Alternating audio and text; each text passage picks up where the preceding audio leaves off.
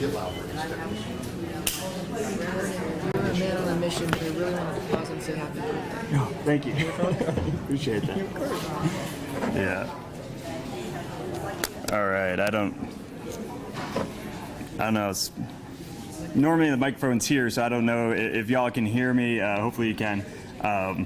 Anyways, thank you all for joining us for this week's press conference. Thank you for joining us off-site. We're at the Advanced Learning Library. This place, of course, is not only amazing, but is right now filled with people, and it's good to be out and about and seeing people take advantage of this incredible facility in our city. So we're excited to unveil a new venture that will help school kids across Wichita have access to the library of any time, anywhere. So Sean Jones with the library is here to discuss this partnership that we have created with USC 259 and with our public library system to allow to provide e-cards to middle school and high school aged kids. Sean?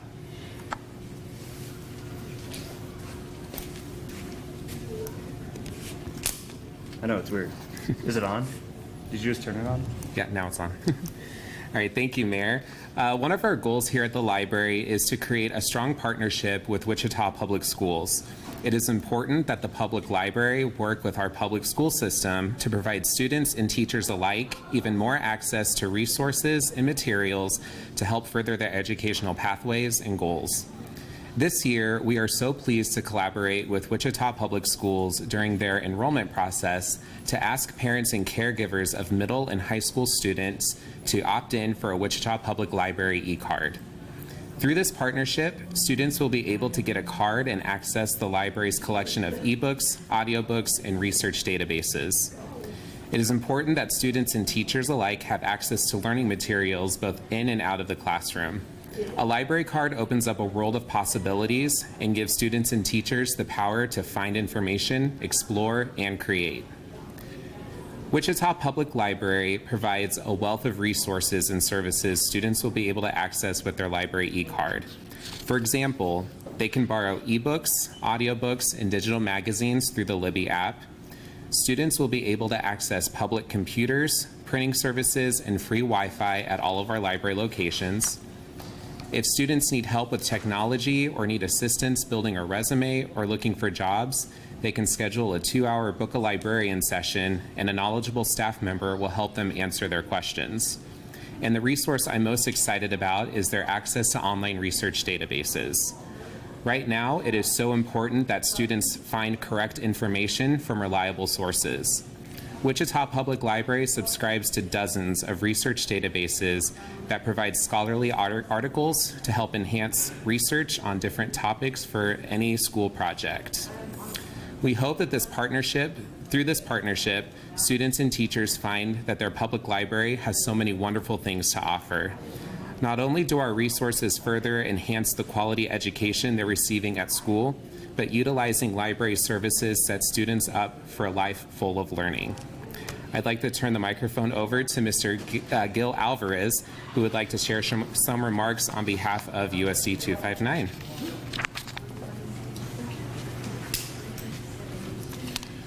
Well, good morning to everyone. We are truly excited for this new partnership to ensure success for our students.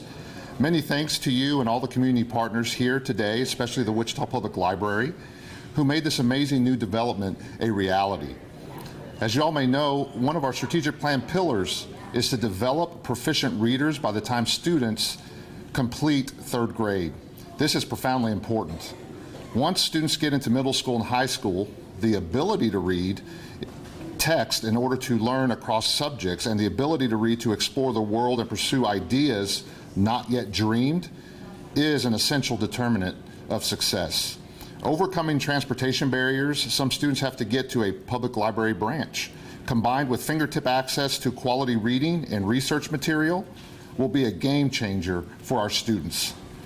It is important for our middle and high school parents and students to know that during the enrollment process, parents will have the opportunity to opt their child in to participate in this opportunity. By doing so, it will allow the student's school ID to serve as that public library ID card. At that point, a student will simply need to log into their Rapid ID portal, Look for the Wichita Public Library icon and explore the vast array of books available for electronic checkout. Although I'm an educator myself, I'm also a USD 259 parent, and I'm excited my own students will soon be able to take advantage of this wonderful opportunity. As I conclude, I want to give recognition to the Wichita school team members that have been involved in making this long-time dream a reality. Holly Ingram, our Executive Director of Secondary Curriculum and Instructional Support, Rob Dixon, our Chief Information Officer, Gail Becker, our Director of Library Media Services, and a host of other USD 259, as well as Wichita Public School staff working together. It's been amazing. I also want to thank Mayor Whipple for being here to help promote this event to ensure the success of not only our students, but our community as well. This partnership is a beautiful example of public agencies coming together for the common good to ensure success for our Wichita students and our wonderful Wichita community. I'm so excited that our students are the beneficiaries of this collaboration. Thanks to all of you for your investment in Wichita's future through your investment in our students today. Thank you. All right. Well, we really appreciate this collaboration and this effort to allow more students to have access to more educational resources. So thank you to the library, to Wichita Public Schools for all you do, and the city's happy to come alongside and work together on these shared goals. Next, we're going to talk about the United We Town Hall. So I discussed a town hall hosted by United We happening today or last week I discussed this, from today from 11:30 to 1 p.m. So here to tell us more about the mission of United We is CEO Wendy Doyle. So Wendy? Thank you, Mayor Whipple. And good morning to everyone, and thank you to the Wichita Public Library for hosting. First of all, United We stands for United Women's Empowerment, and our work is to advance all women's economic and civic leadership. And one way we're doing this is by hosting 7 town halls around the state of Kansas, including, as Mayor Whipple identified, one here today in Wichita. I'd like to personally thank Mayor Whipple for standing behind our work. I'd also like to thank the Kansas Women's Economic Development Task Force that we have created to provide leadership to these 7 town halls. And we have great representation from the Wichita community of women by diversity as well as industry helping serve on that Kansas Women's Economic Development Task Force. It is the first in the state's history. Later this morning, we are hosting a discussion, and we have more than 130 women and male allies joining us for that conversation. We'll be discussing not only civic leadership, the importance of representation, but what's happening in the workplace as well as entrepreneurship, especially as we move into post-pandemic recovery. Women throughout the Wichita community will be sharing their experiences, and we will be expecting to hear about issues such as childcare, capital for entrepreneurship, healthcare access, and more.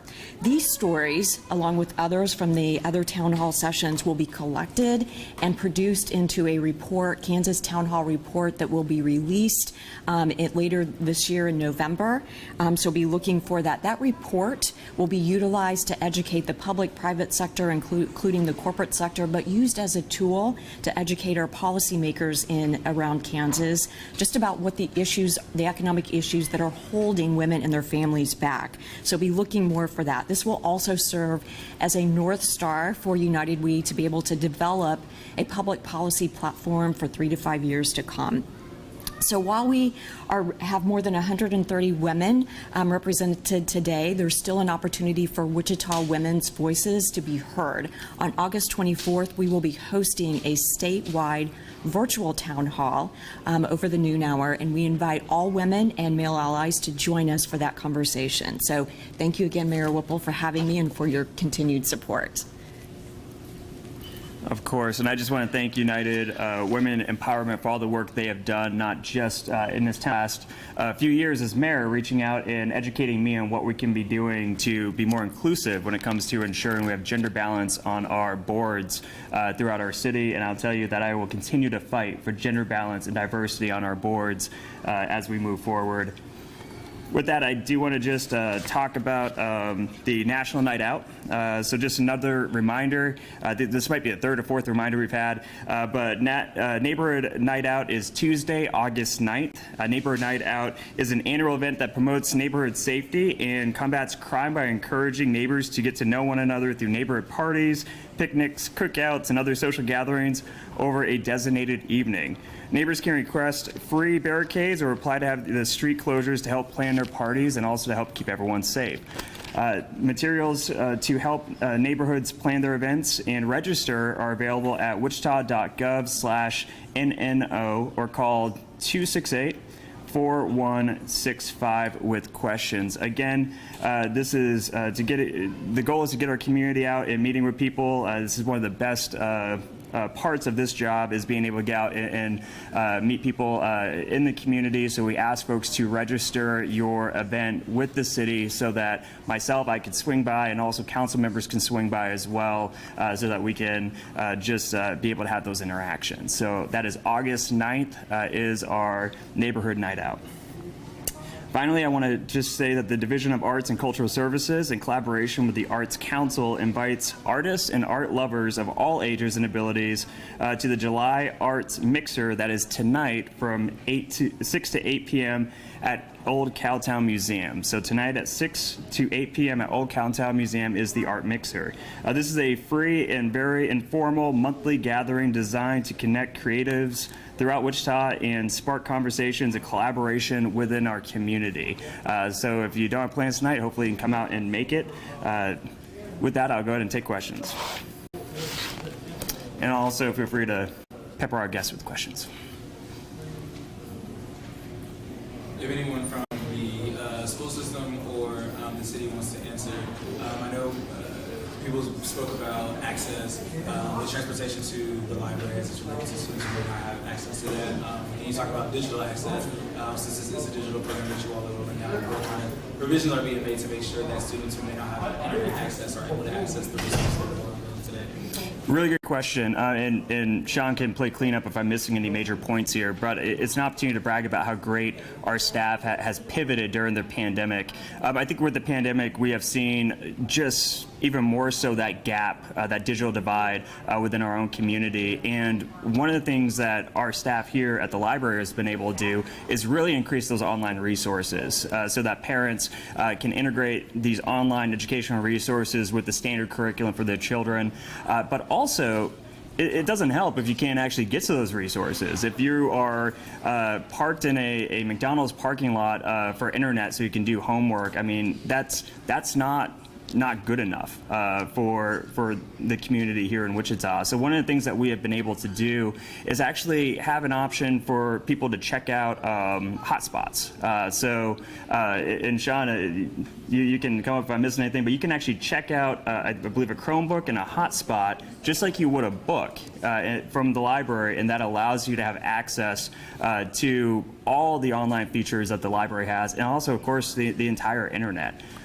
So Sean, is there anything you'd like to add to that? And correct me if I'm wrong, if you guys. No, that's correct. But what students will need to do is if they want to access a hotspot or the Chromebook Hotspot bundle is have a parent or caregiver come in with them to update their card to a borrower's card. That way they can check out all of the physical materials that the library offers as well. But again, I just want to make a plug that we do now have hotspots that people can go ahead and check out the library. Also, I'll just put a plug for a trip I took to Washington to the White House just a few weeks ago, maybe a month or so ago. It all blends together, where we learned about the Affordable Connectivity Plan. So basically, there is, our internet providers here in Wichita have signed on to this national opportunity for folks who have a particular amount of income or who qualify for other services to have pretty much access to high-speed internet for free. It's up to $30, and it's one I've actually asked staff to create a way that we can can team up with USD 259 to team up with other folks to get the information out about this program so that we can have better connectivity. The reality is, in today's world, you need high-speed internet to access educational materials. If you don't have that, and sometimes even to access jobs, to access work, to access medical care in many cases, and we want to make sure that we get that information out. It's federally funded, which means it's our taxpayer money already in the pot, and we want to make sure that money gets back into our community. Further questions? And that's a federally funded program, right? It's a federally funded program, yes, and it's and again, it's I believe it's either a $30 credit on your internet bill, and that allows you to get high-speed internet. So, and it's based off the income levels on a national scale, which in Wichita, since we have lower cost of living, there's going to be probably a higher percentage who would qualify for this based on a national scale than maybe some other cities. So if you're on free or reduced lunch, for example, you automatically qualify. So that's why we want to partner up with our friends over at USD 259.